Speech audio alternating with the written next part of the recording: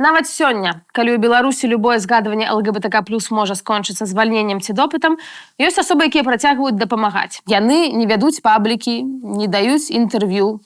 Яны жывуць у Мінску, Гародні, Бярэсці і проста робяць тое, што могуць. Напрыклад, лекарка, якая не здае лішніх пытанняў на прыёме, альбо настаўніца, што абараняе вучня ад насмешак, сусед, які проста кажа «я разумею». Пасля 2024 года, калі ўлады ўзмацнілі кантроль над інтэрнэтам і прызналі дзясяткі ініцыятыў экстрэмісцкімі, адкрыты актывізм стаў амаль немагчымым. Але менавіта тады пачаў расці нябачны рух падтрымкі. Людзі пішуць адзін аднаму і адной у асабістых паведамленнях, перадаюць кантакты псіхолагаў і псіхалагінь, дапамагаюць бяспечна выехаць альбо проста выказацца. Гэтыя нябачныя героі і гераіні не шукаюць падзякі. Яны робяць маленькія крокі, з якіх складаецца вялікая надзея. Бо мне падаецца, што чалавечнасць не спыніць ані законам, ані цэнзурай. І ў гэтым ціхі, але сапраўдны супраціў.